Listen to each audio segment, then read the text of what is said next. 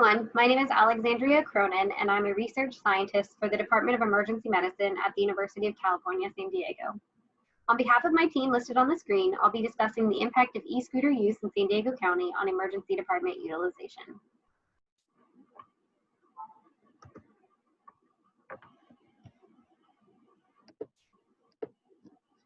The authors of the study have no conflicts of interest to disclose. Electric scooters, known as e-scooters, are a popular transportation type used in large metropolitan areas such as San Diego. Despite recent reported injuries due to the use of these transportation types, local laws regarding helmet use requirements and speed limits may remain highly variable. Thus, the purpose of our study was to assess emergency department utilization following the introduction of e-scooters into the city of San Diego.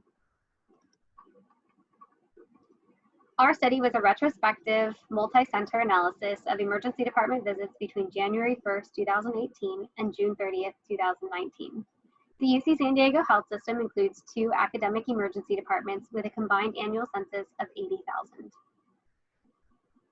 One hospital within our system is an urban academic teaching hospital with a level 1 trauma center, and the second hospital is a suburban community hospital with a specialized geriatric emergency department.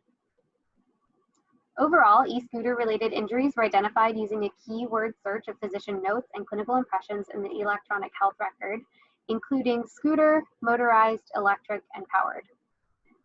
Things that were also searched for in the EHR were injuries related to motorcycles, mopeds, non-electric bicycles, non-electric skateboards, roller skates, ice skates, segways, and hoverboards. Visits that bypassed the emergency department for the trauma unit were not available. Overall, there were a total of 551 e-scooter related emergency department visits in the 18-month study period, compared to a combined non-e-scooter transportation type of 901 ED visits.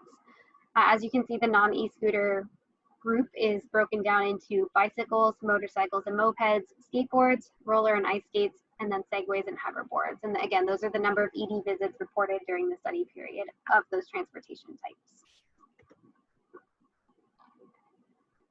Visits related to segways and hoverboards, roller and ice skates, skateboards, and motorcycles or mopeds remained relatively consistent during the study period, and really combined to scooters, mostly pretty low.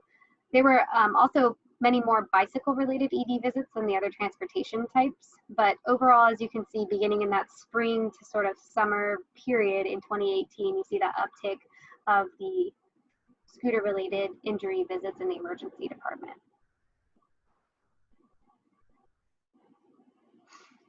Here we compare the scooter-related visits to the other combined transportation types.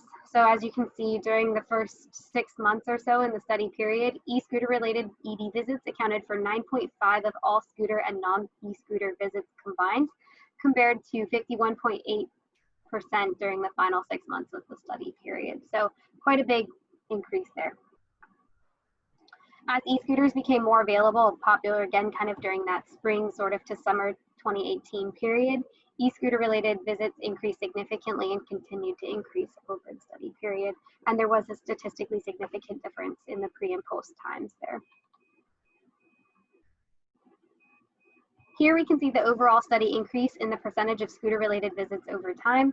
Again, starting in the beginning of 2018, going into that spring and summer period, and then just a constant sort of percent increase over time with injuries related to scooter usage in San Diego. To conclude, e-scooter related ED visits surpassed injury related visits from other common powered and non-powered modes of transportation, and that was within a single year of being introduced. And so this information elicits the need for the surveillance of ongoing e-scooter related injuries, and that will be used to better inform and educate communities of potential risk in using e-scooters, develop improved e-scooter utilization laws regarding helmet use, speed limits, etc., to kind of curb that misuse or potential for injury, and also can inform the planning of injury prevention efforts. Specific limitations to this analysis include the fact that these were e-scooter related injuries that were kind of challenging to define in the electronic health record, and that this information may not be generalizable to other cities just given the demographics of the city of San Diego.